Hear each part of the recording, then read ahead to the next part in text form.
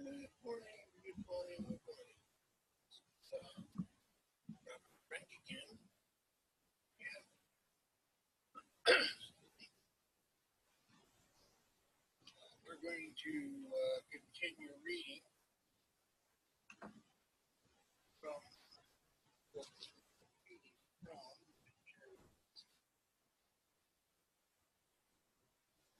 from Kreskin, and we're on chapter 14. And so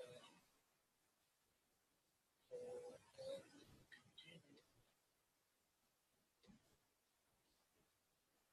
reading chapter 14.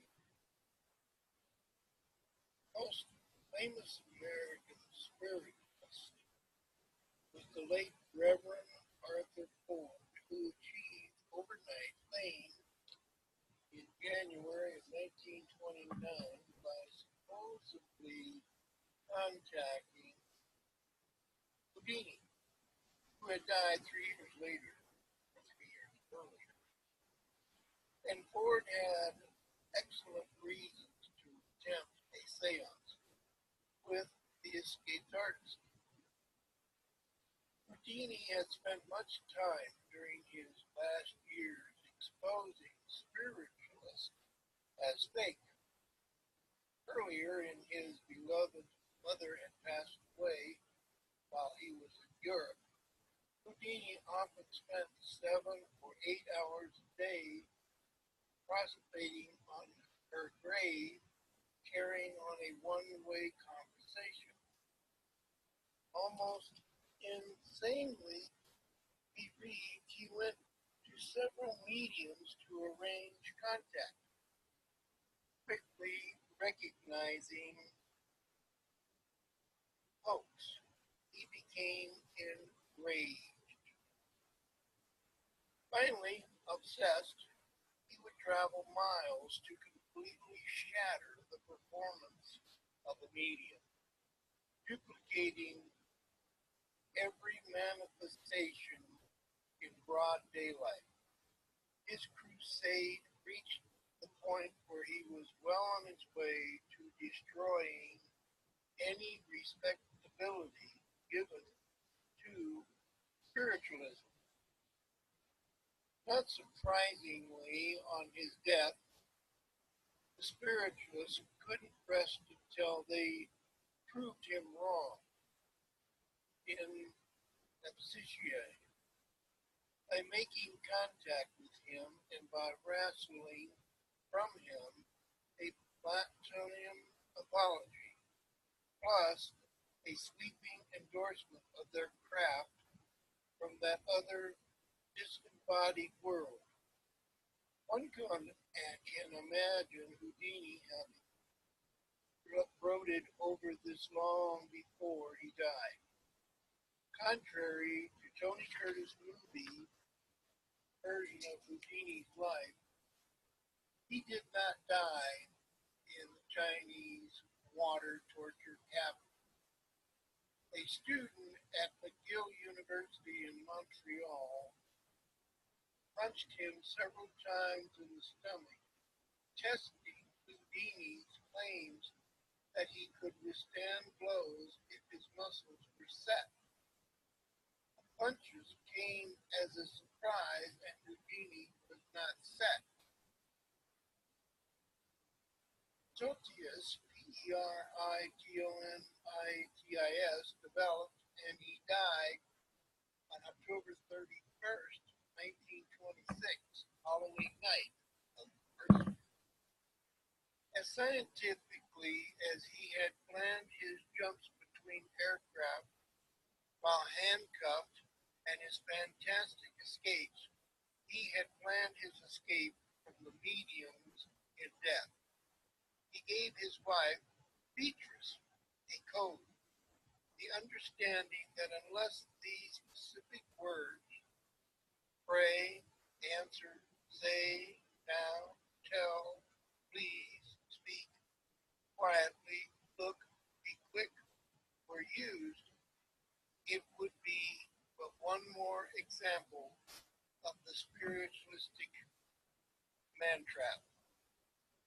Until the Reverend Ford's seance, no medium had broken the code despite their unearthly powers.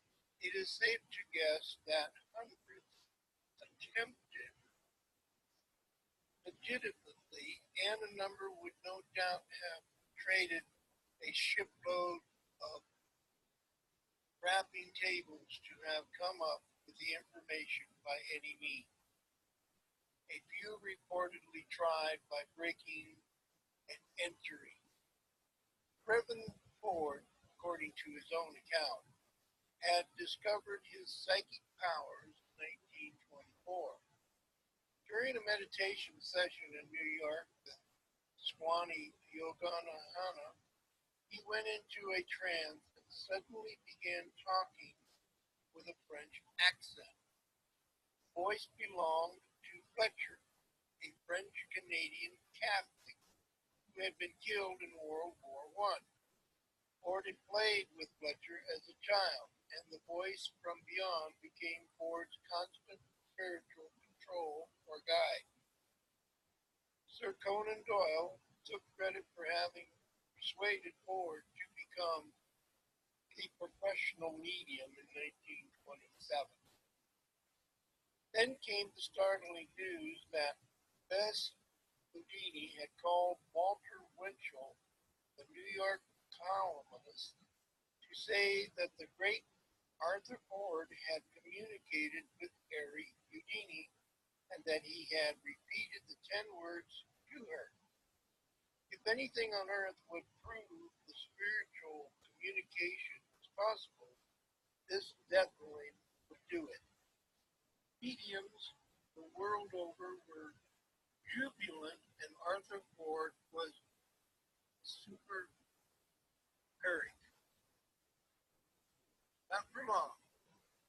Within a matter of weeks, Bess retracted the statement and said that there was no evidence of any communication with her husband. As the puzzling story developed, it became known that the widow had been ill during the period of Ford's seance. Lucidly became a question. Further, one of the nurses attending Mrs. Houdini was a friend of Arthur Ford. This also tended to cloud the breaking of the code. However, persons close to Bess later declared that the nurse was not involved. Few people seem to take into account the fact that the code had already appeared in print the previous year. With the help of author Harold Kellogg, Bess Houdini had written a warm, indulgent biography of her husband, revealing the 10 words. In effort, Bess had already made it impossible for the spiritualist to prove anything. Ford had only to read the book entitled Houdini to make good his claim of spiritual contact with the former enriched wives. Ford's attempt was not the first or the last. By nature, magicians are curious people.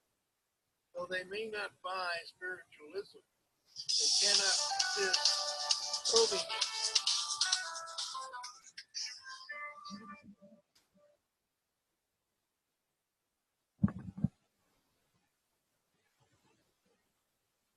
Following the deaths of the great Carter and Thurston in 1936,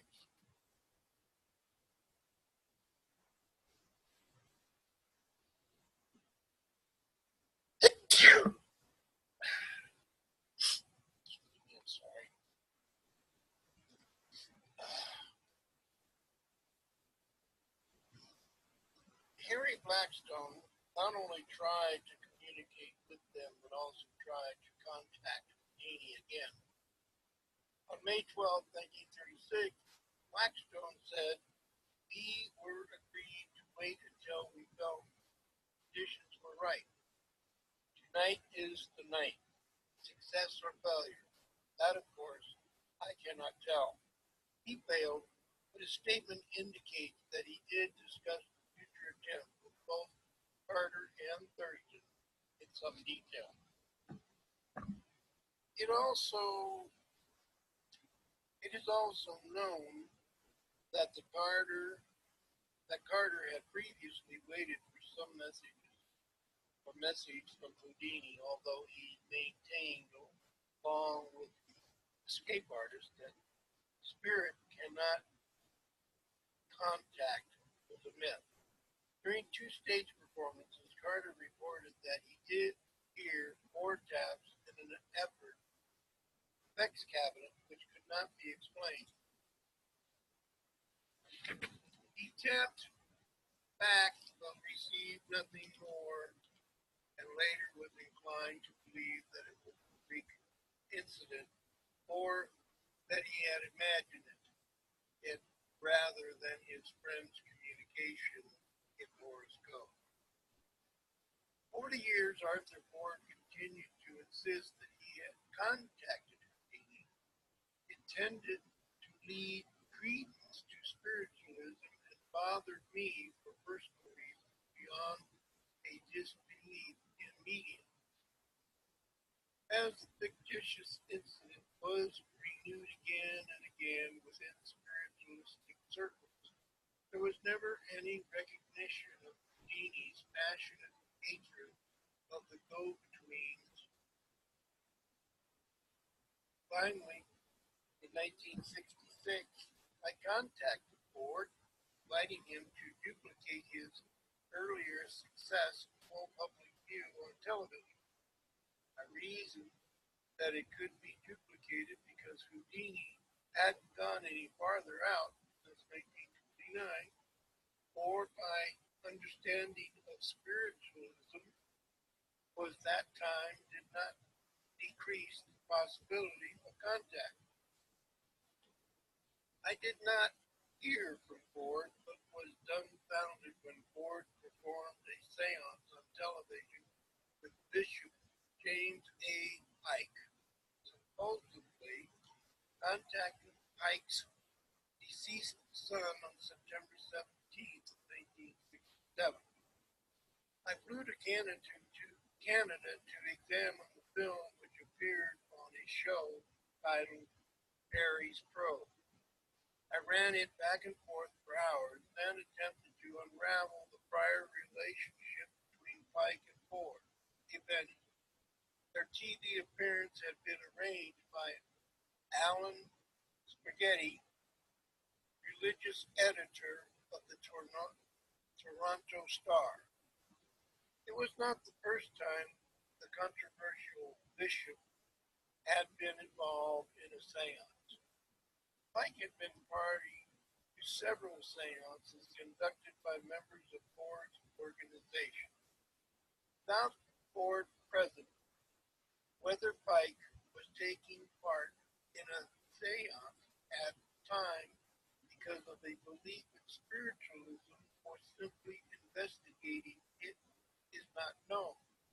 Ford and Pike finally met outside a church in New York. On Perry's Pro, it all began quite innocently, and it is very possible that Bishop Pike had no knowledge that Ford planned a seance. Two men are discussing things in general, conversing in the manner of any talk or panel show, and then suddenly Ford goes into a trance and announces he is in communication with Pike's son, who had committed suicide the previous year. Fletcher, the constant otherworld companion, was again guide to Pike's son. In viewing the film, it is almost as if Fletcher is Ford's usual routine, fitting himself to the responses of Bishop Pike. There is a noticeable feedback of information. The more you listen to and look at film, the more aware you become of the feedback. It went something like this. Ford, I see him.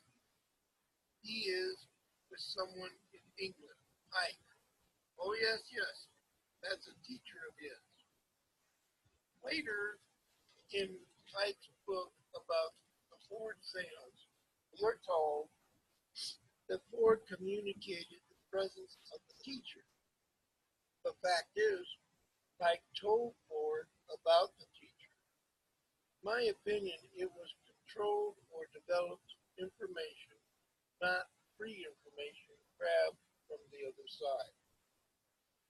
In studying film of Harry's throat, it is interesting to me just how much information Bishop Pike was giving away by his rate of reading, size of excitability, and lurchings of his body.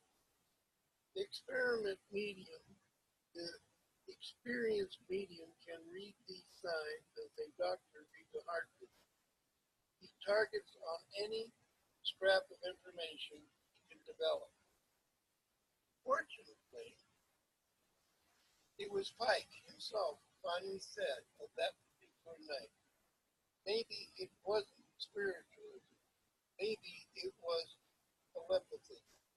I hope he meant telepathy from Pike to Ford. As a cultist for more than 50 years, Ford would have been remiss not to develop telepathic communication.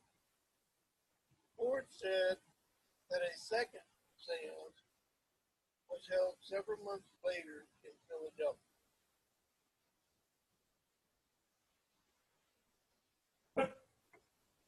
Hello, hello. Hi, Robert.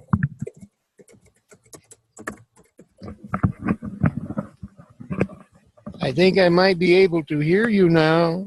Okay, hi. I had to put my ears on. Okay, How you been? how you doing? Oh, I'm hanging in there. Yes.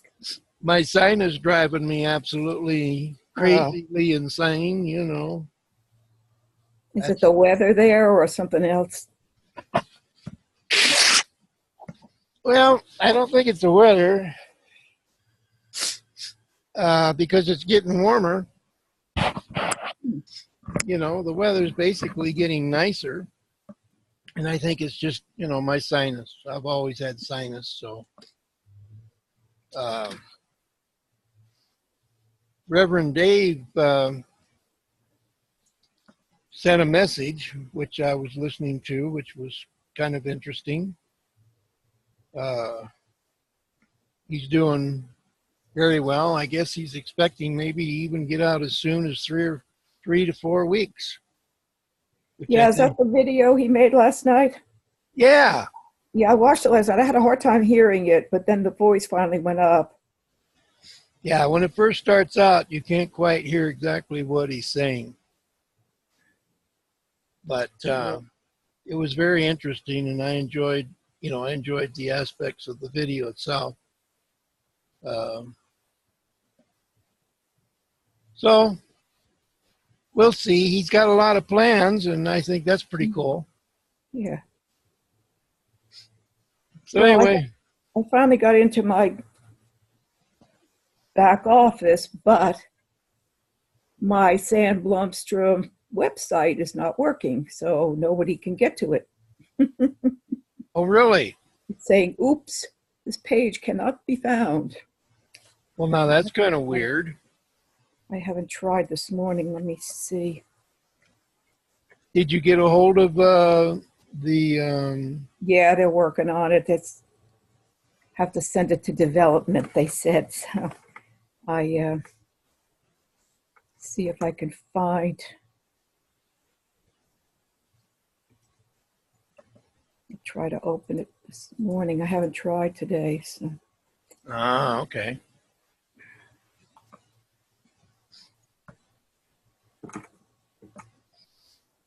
Now, can you put can you do it without user in the title, or do you have to have user in there? Like, I don't use user, no. okay, let me see if I can, because that the link we send to people is without user, right? It's just that Sand Blumstrom would be on the end.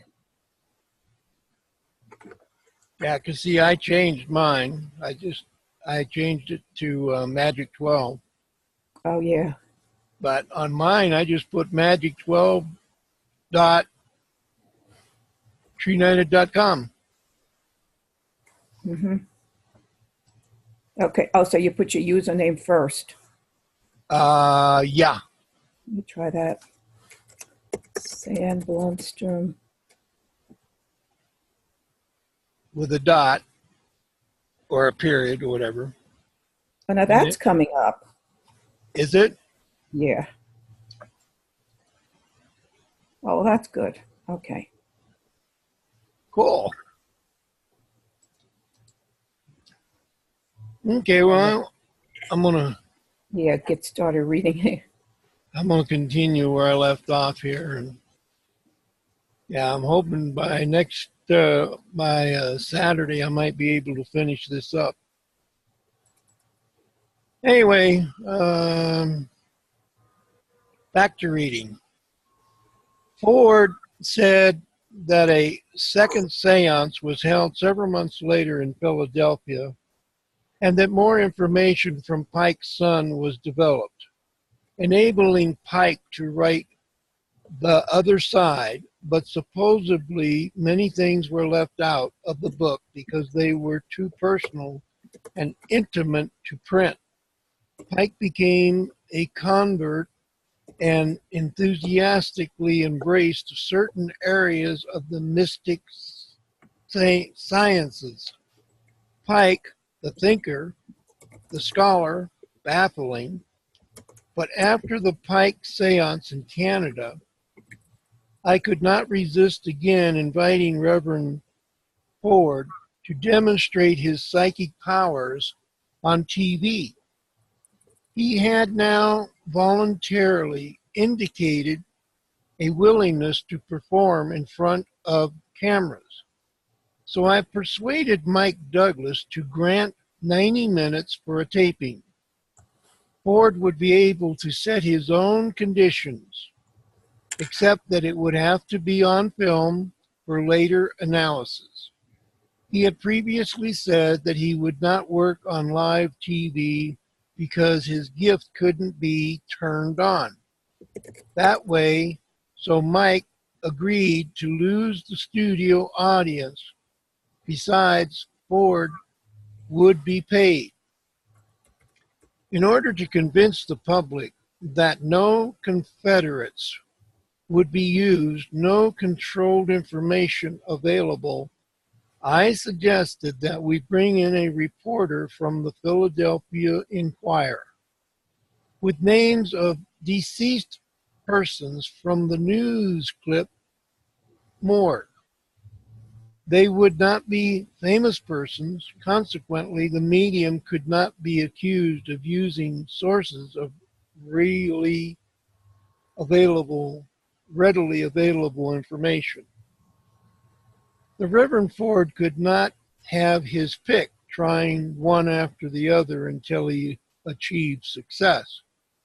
The news clip file could then be used on the spot to identify friends, associates, and relatives of the deceased. I was to stay on the sidelines as an observer. A friend of Ford's, whom I later met, was in the medium's home in Miami when the wire arrived. He said Ford wrenched and went on about his other business. After the sensational Pike episode in Toronto, I'm sure he did not care to air seances.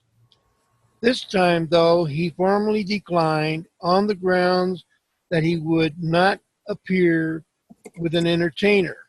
I was amused more than having my feelings hurt. Ford again got into the act when Bishop Pike was reported missing in the Israeli desert. Ford started that he went into deep meditation and saw Pike in a cave. A few days later, Diane Pike, the bishop's wife, reported a vision in which she saw her husband leave his body and ascend to a large crowd of people. Incidents such as the various Bishop Pike contacts are extremely difficult to bury. They lend themselves to repeats. British psychic and medium Edna Twitch, with whom I had spent an interesting afternoon in Chicago, let it be known that she had contacted the bishop himself after his emergency on the other side. Previously, she had claimed contact with Pike's son, joining Ford and an American medium named George Disley as the selected go-between with the younger Pike. According to Mrs. Twick, her tape-recorded contact with Bishop Pike occurred prior to the time his body was found on the Israeli desert. In the recording, Dr. Pike's voice is supposedly relayed thought through Mrs. Twig, who was in a trance state. Several witnesses reportedly attended the seance and posed questions, which the bishop reportedly answered. Acknowledging the evidence of Perry's probe film and the tapes of Mrs. Twig, I remain skeptical. And it is safe to wager that the bishop will be contacted again and again by one medium or another. His promiscuousness and his pre-death involvement in spiritualism guarantees he'll be a target for many years to come, joining that ERSTWHILE Erstwhile. Non-believer. Harry Houdini.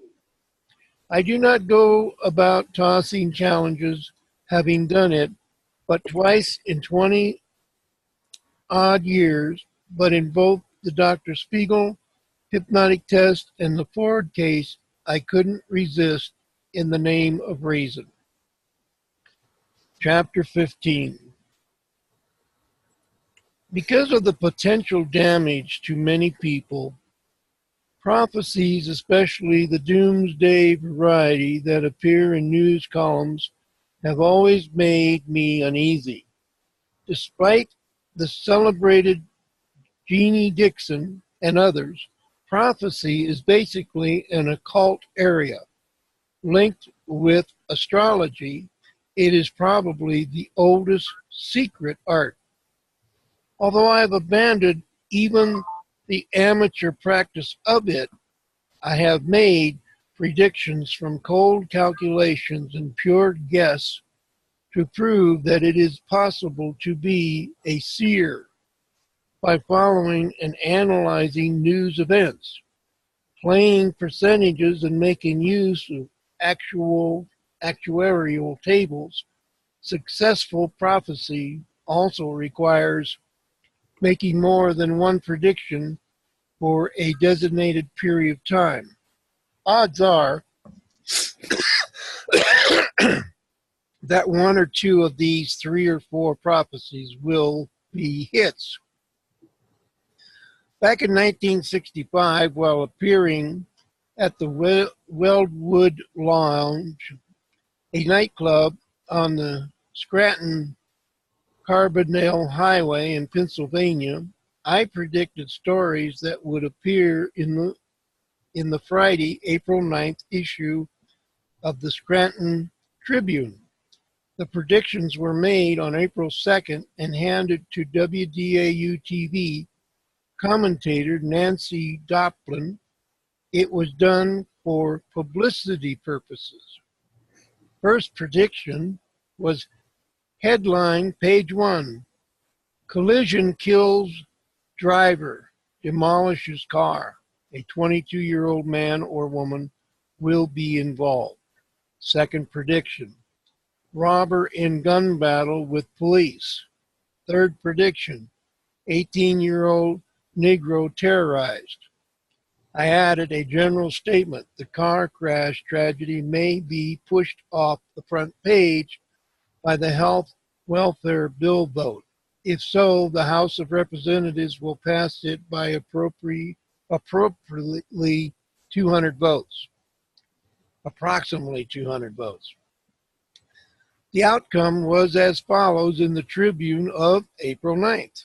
Number 1, headline, page 1, city man dies in car crash. The overline said, small foreign car demolished. In the first paragraph, it was revealed that the driver was 22 years old. Headline, page 1, robber in store holds off police 3 hours. Number 3, top headline, page 2, arrest. 2 cops for terrorizing Negro. An Associated Press story, date-lined Washington, also on page 1, stated that the House passed the health welfare measure by 198 votes. Amazingly, the hits. It is rather safe to predict that an area the size of Scranton, a fatal car crash will occur within almost any overnight period. The guess at the victim's age was luck.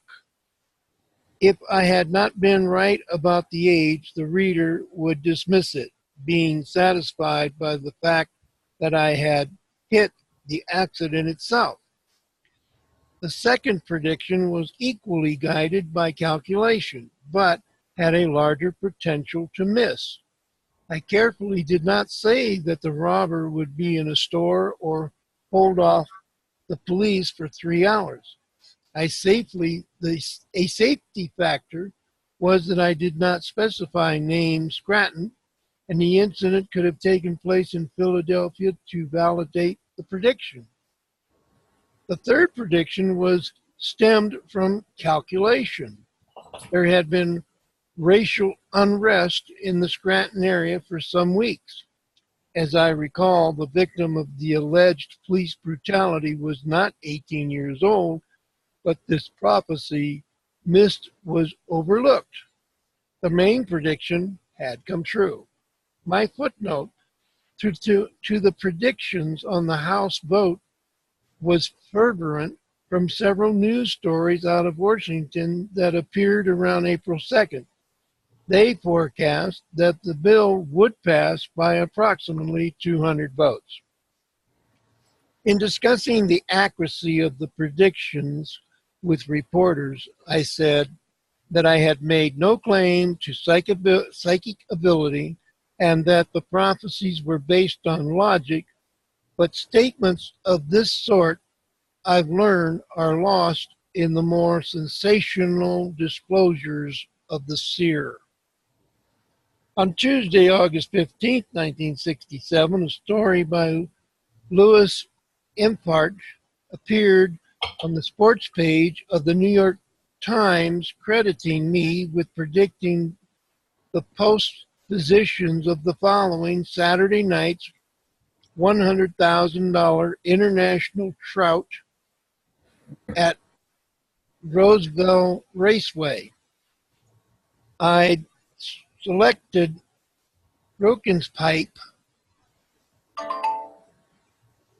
Grandadella, and Revealed Speed for 1, 2, and 3 post positions as a dual publicity venture for the raceway and myself.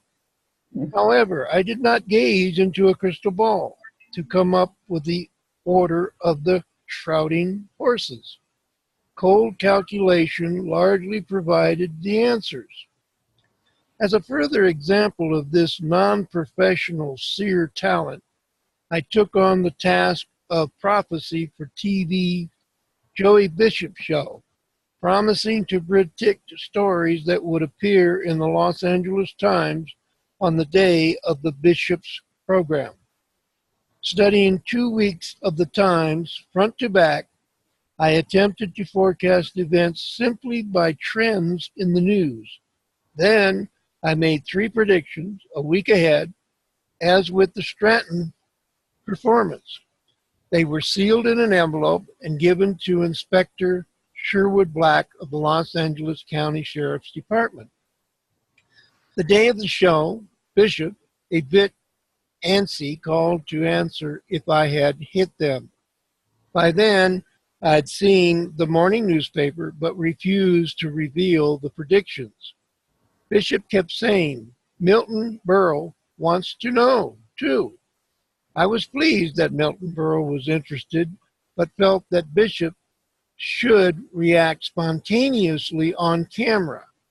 He was exasperated, but had to go along with it. I seldom discuss what I'm going to do with anyone unless technical help is needed. I seldom reveal any results until they are shown on stage. It goes back, I'm sure, to the magic training. The time arrived and the detective opened the envelope.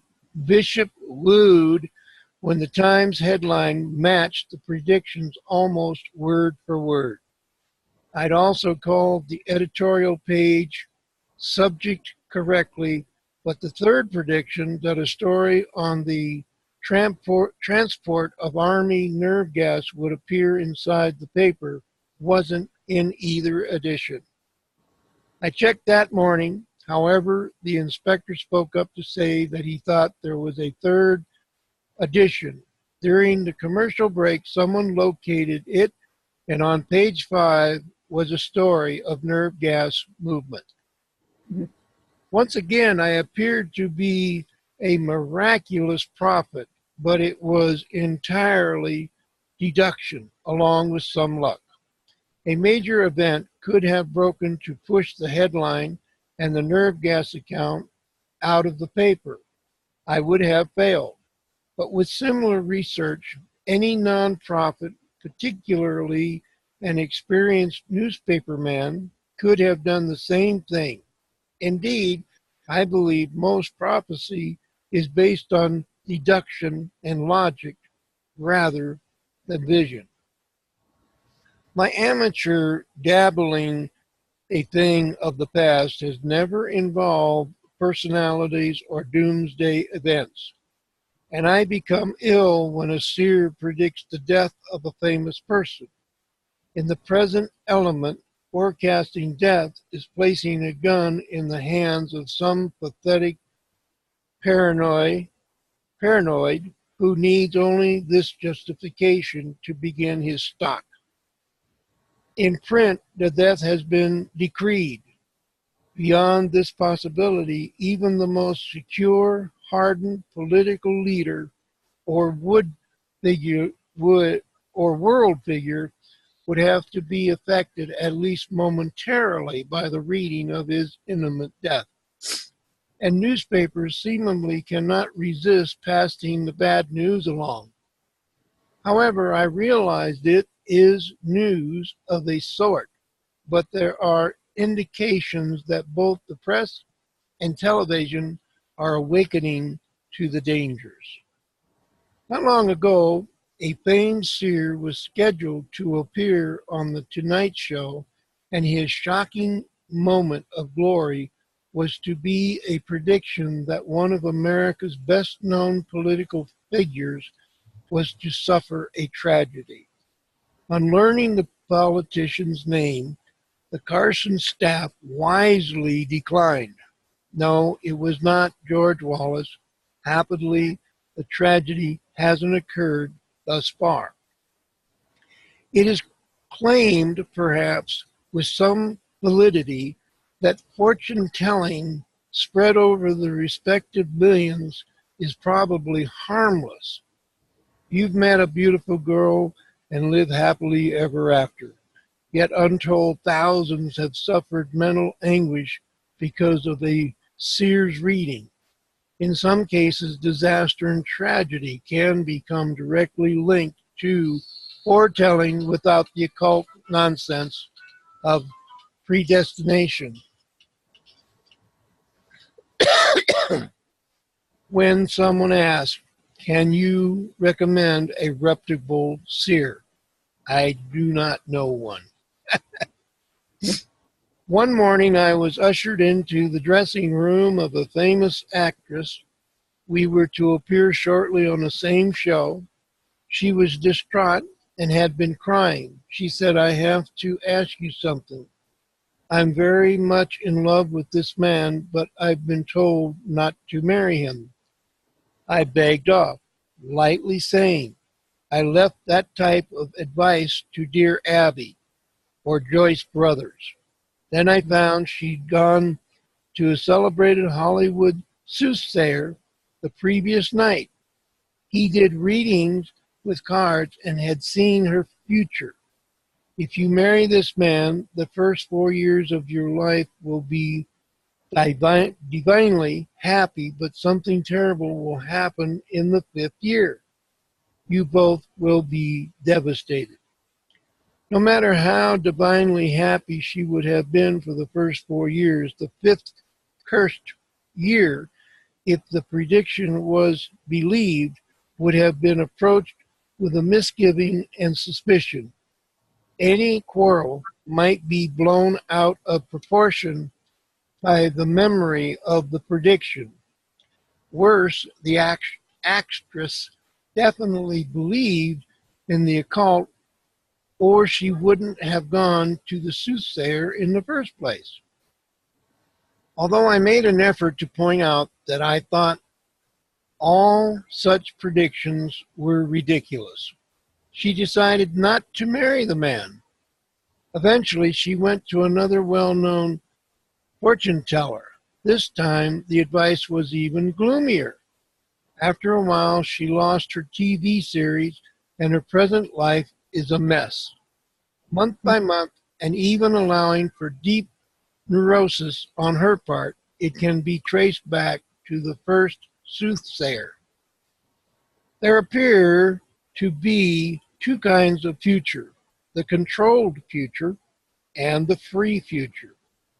They are probed by the fortune tellers of one specialty or another: astrological or numerologist, paraclymologist, or palmist, and other categories. Reading devices range from crystal balls and tarot cards to wrinkled handkerchiefs, tea leaves, of course, and I know one man who reads beer suds.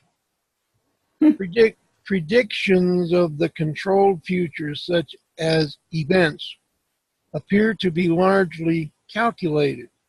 Past incidences forecast future incidences.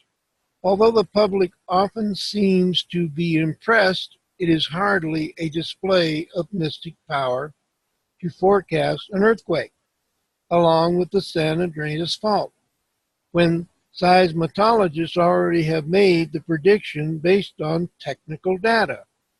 Nor is it particularly impressive to forecast a war in the Middle East or a revolution in Latin America within a given time span. Odds are on the side of the prophet.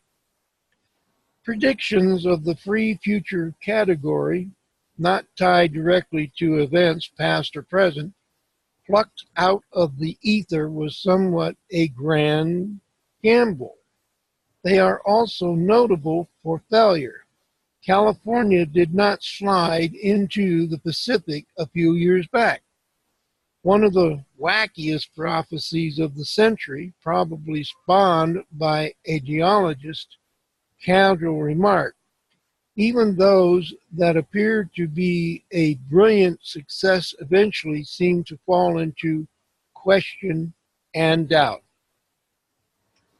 Jeannie Dixon's prediction that Russia would send an object into space was in the free future category. At first glance, there was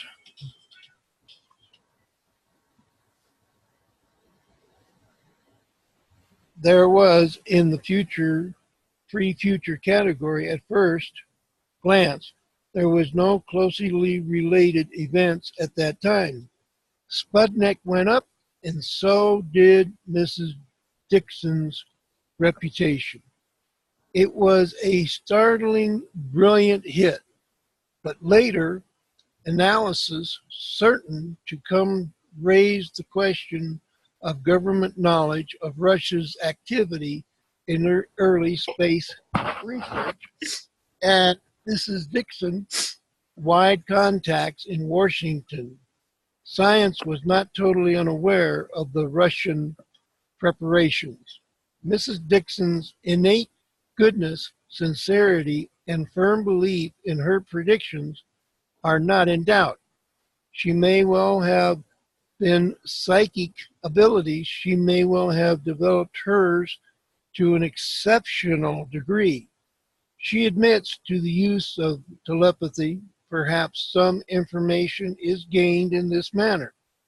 But prior to information gained in any manner does not produce what the general public labels and accepts as pure prophecy. Visions untainted by related factual events.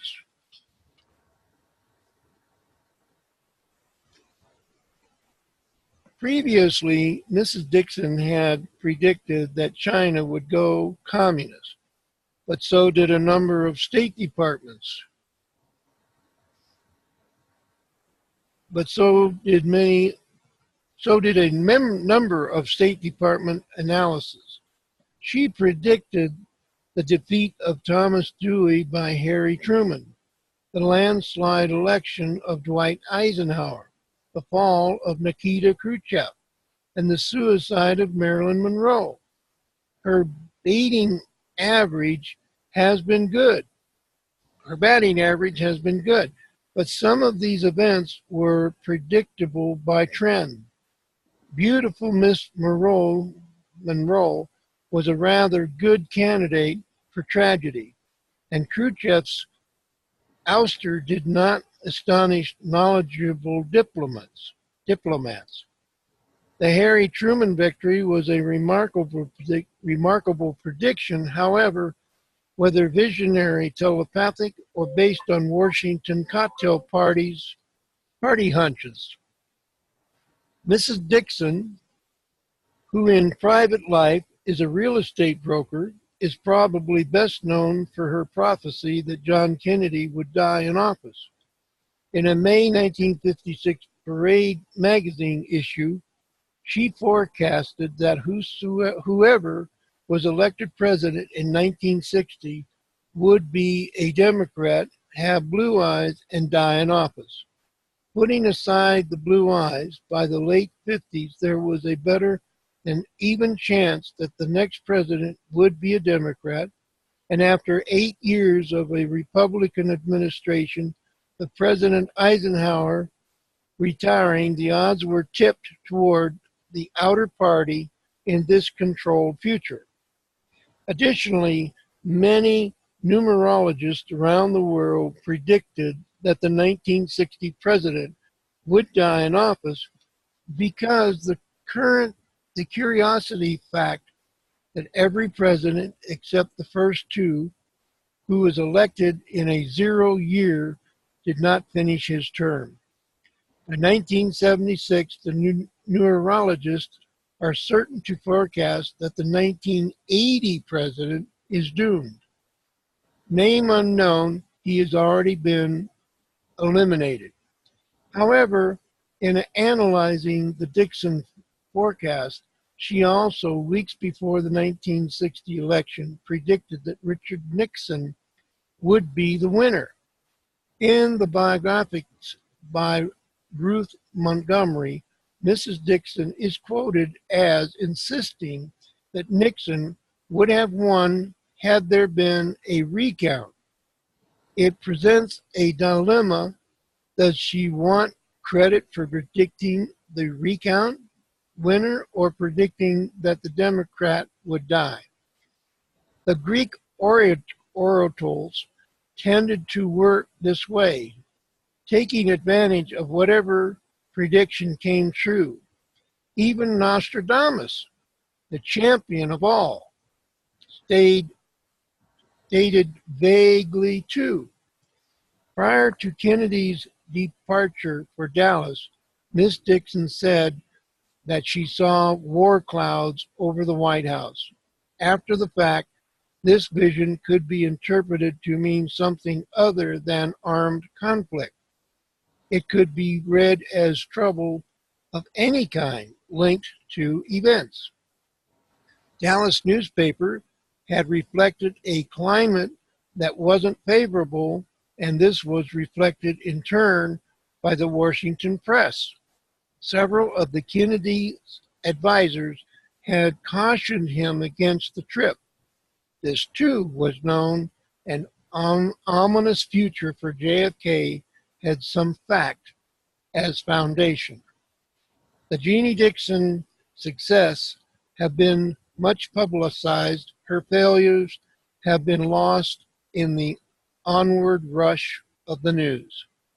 She predicted that President Johnson would die in office, that Herbert Humphrey would succeed him, and that the Vietnam War would end in the spring of 1968.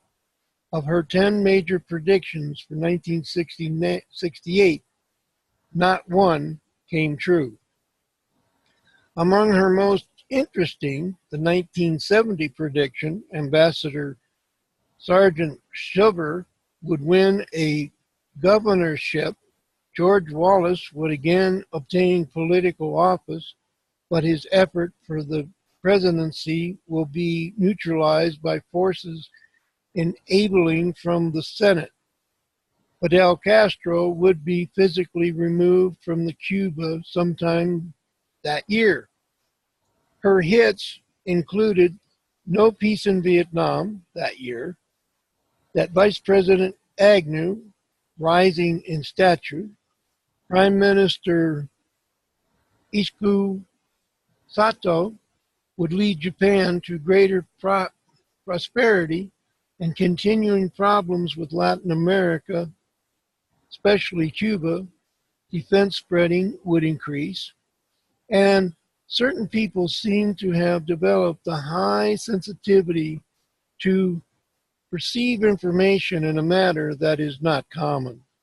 They might be called psychics. Likewise, some of the manifestations of the medium could be explained by clairvoyance or telepathy as opposed to spirit contact.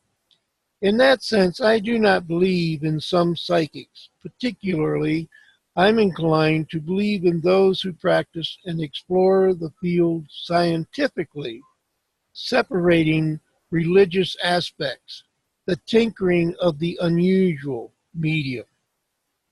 Although the late Elaine Garnett, founder of the Psychology Institute in 1951, was often called a medium, she was no doubt a true psychic in the above sense.